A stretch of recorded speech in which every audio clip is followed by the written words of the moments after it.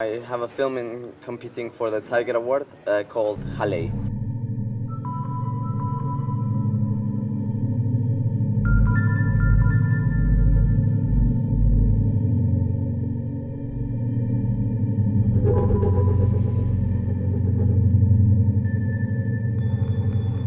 Vengo a decirle que ya no puedo seguir trabajando aquí.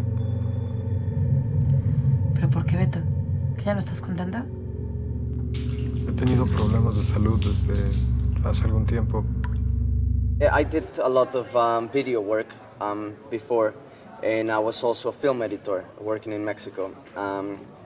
But I studied film, and I always wanted to not necessarily tell stories, but I like the form and the medium of film. I think, like every other first-time director, it's difficult for people to believe in that you can maybe make a film of this length, and cinema is a very costly medium. So of course we had to struggle, and we did struggle, and we didn't get a lot, so we had to make the best of it, and we had to compensate. And with everybody in the crew and loved very much the project, and so what we lacked in money we made up with love for the project. ¿Qué es la enfermedad?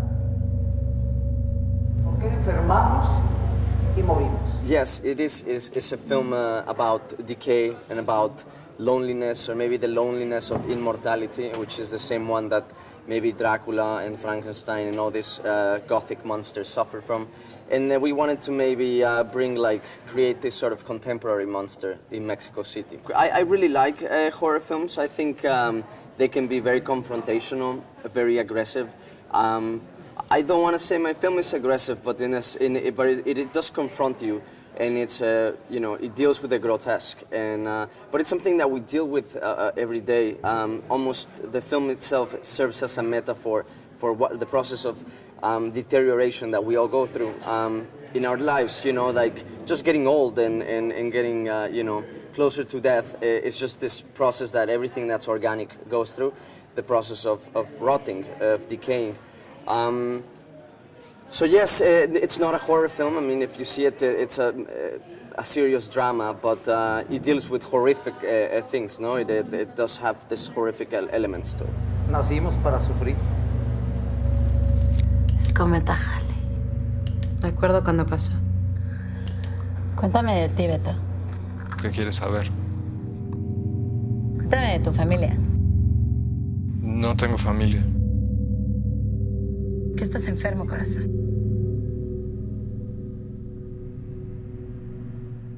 The character is going through such a horrific process that I just wanted to be honest. For the audience to experience that as well, to be horrified, to be horrified by what this character is going through.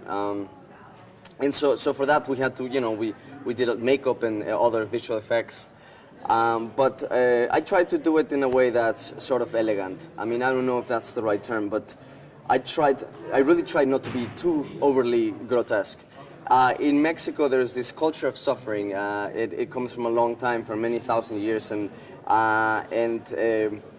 guilt and suffering is a big part of us. And so he goes. I wanted to create this interesting relationship between maybe the zombie and treat what he's going through as an illness.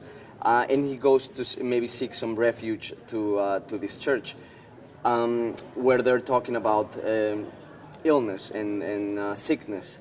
The theme are just the horrors of a sick person, of a sick man. I mean, I wanted to portray a zombie in a manner that's much more compassionate and humane. I wanted to portray a zombie as a person who is going through this deep suffering, and this process of his skin falling off, and just how horrible that could be, no?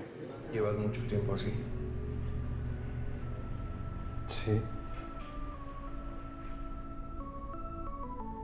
I have always loved the absurd in cinema. I think the master of that would have been Luis Buñuel.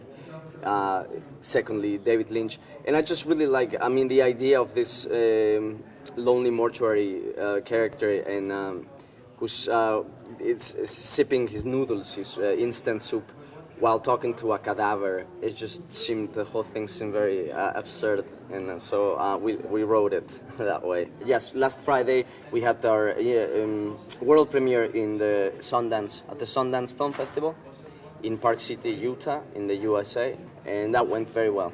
It's funny, every Mexican filmmaker today always gets asked about Carlos Regadas.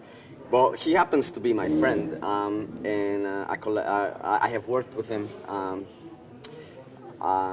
before, and he's my friend, and he's of course one of the masters, and he's a great teacher, and he's a great guy, enthusiastic guy. He liked the film, he liked my film, and he was very enthusiastic about me coming to Rotterdam, and very happy for me. He has a particular love for this festival. I think the first time he showed his work, which was Japón many years ago, like 10 years ago, his first feature, it was shown here in Rotterdam, and then he went to Cannes, where he won an award. But yeah, Regadas is, I think today a very important contemporary filmmaker, and Mexico's, really interesting. I mean, he's our most interesting and complex filmmaker and artist. I have much respect for him. I couldn't say my film is personal. I think my film deals with personal obsessions. I mean, I've always had this obsession with skin and with disease, with the body, how we relate to the body, because my relationship with my own body is something that's very interesting to me. But it's not a personal film. I don't seek some personal, it's not a catharsis. It's not in any way about myself, or it's not a discovery of myself, or that I want to redeem myself in some way through the film. Pero es como si siempre hubiese sido así. I think many people question the ending, and some people don't really like it. To me, it's almost like a gift to the audience. I mean, it's such a horrific film, such a disturbing film, and that the ending almost brings all the peace that, the calmness and the peace that was not in the first part of the film. It just sort of serves as an epilogue, as a poetic epilogue where you find some sense of calm and some sense of peace. So that's why I thought it was very important not to just end the film at the most horrific climax. Well, another thing that's important to mention maybe, or that not many people notice, is that the whole film is shot in interiors. There's not a single exterior shot until we see the ending. And even on the subway, we're in the train, we're in the station, you see the world through windows, but never outside. And so it just sort of opens, the film just opens at the end, and you can finally breathe, To me it's just like,